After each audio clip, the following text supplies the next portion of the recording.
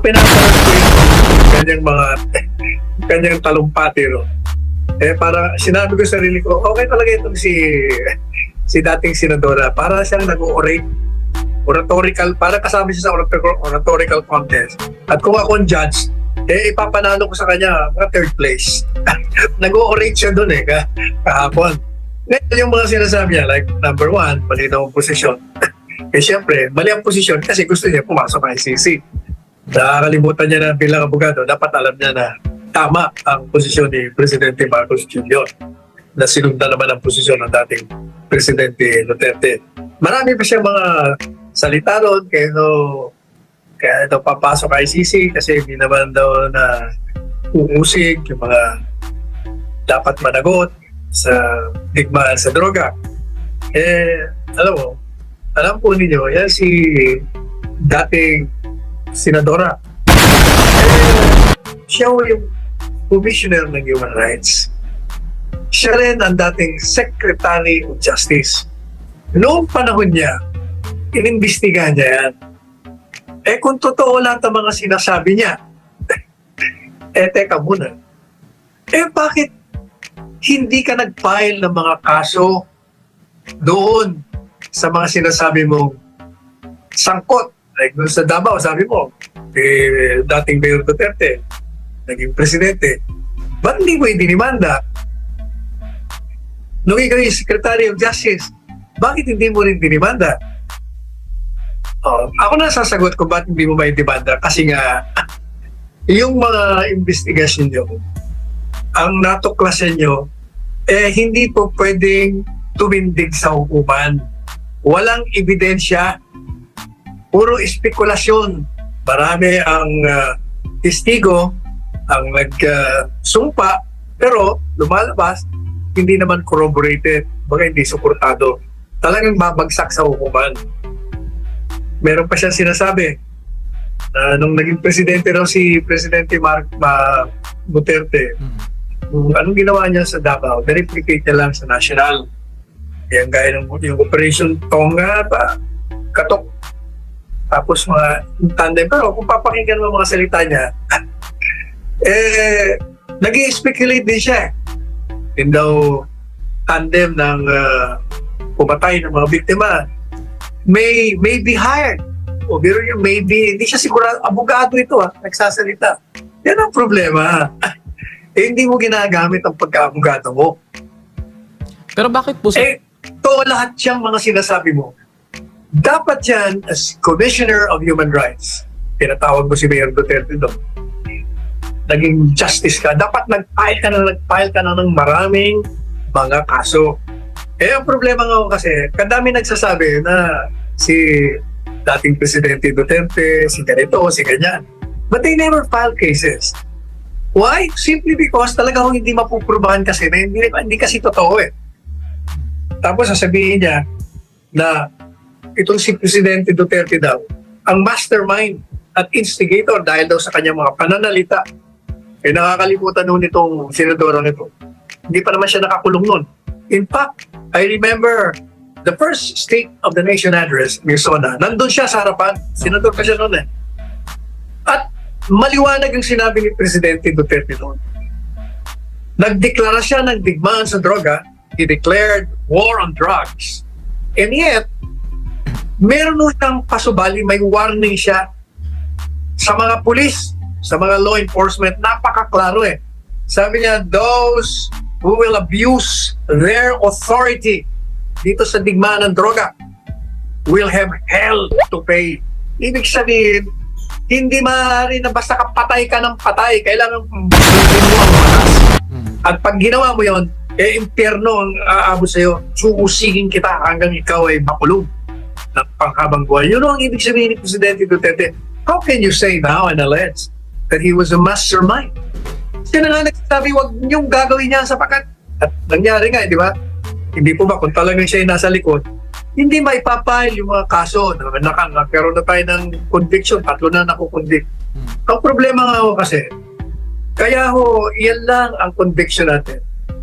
Kasi yung mga iba na sinasabing ganito, ganyan, pinatay ng mga pulis, naglaban, and so forth and so on, hindi nga ho mabigyan ng kaukulang ebidensya. Bilang abogado, this former senator should know that there is a process, there is a judicial process by which you introduce evidence in support of your charges to sustain a conviction beyond a reasonable doubt of a crime. Ay hindi nga ho hindi. Kaya, yan ang nangyari. Yan yung ICC naman, sinasabi niya, hindi yung masyadong mainit yung ating pag-usig Kaya pumapasok ka ICC. Ito pa abogado yan. Thank you, sir. Ms. Leia Ilagan of UNTV. Nakakalimutan niya na hindi po pwedeng pakialaman ng isang dayuhang bansa or isang dayuhang organisasyon ang isang internal na affairs sa judicial man o sa prosecutorial ng isang bansa sapagkat yan ay pakikialam. Pag yan ay pumayag ka, lumalabag ka sa saligang batas. You should know that as a lawyer. Miss Senadora, ex-senadora.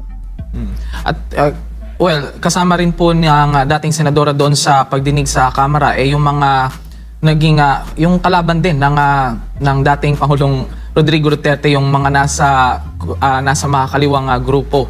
At yun nga, ine-emphasize talaga nila Attorney Sal na dapat nang umattend si dating Pangulong Rodrigo Duterte sa pagdinig. Ano po masasabi niyo dito?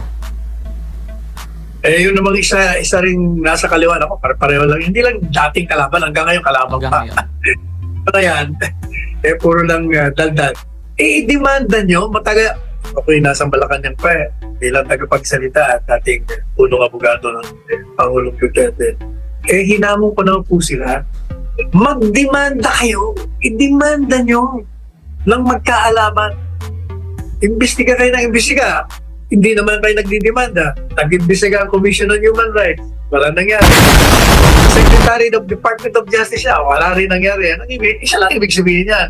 Hindi totoo yung mga testimonya ng mga binanggit yung pangalan. Kung sino-sino mga pangalan ng binanggit nyo. Hindi. Sabi nga nung, tingnan niya, isa pa. Sabi niya, siya raw dati Senate investigation sa Blue Ribbon ang nag-imbestiga niya bilang chairperson ng Blue Ribbon. Hindi raw natuloy yun kasi ikinulong na siya noon dahil sa kaso. At si Gordon daw ang tumuloy. Alam niyo po si Senator Gordon, kung papanoorin niyo ang mga salita niya labang kay Duterte, talagang ayaw niya kay Duterte.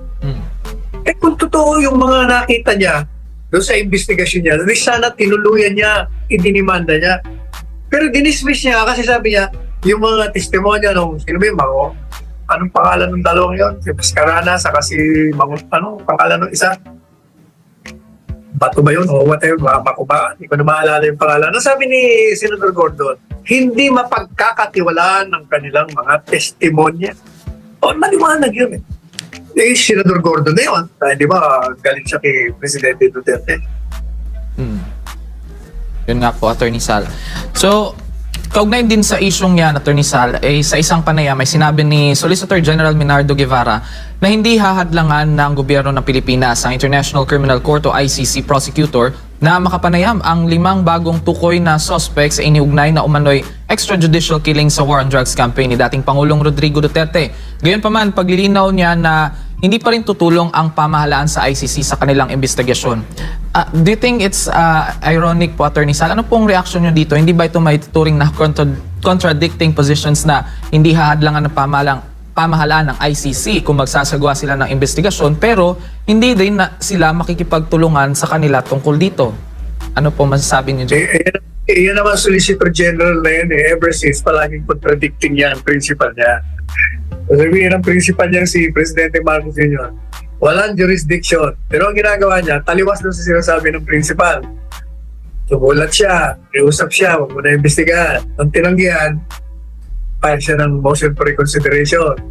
Nung tinanggihan yung motion for reconsideration niya, na-deny, file na naman siya ng appeal.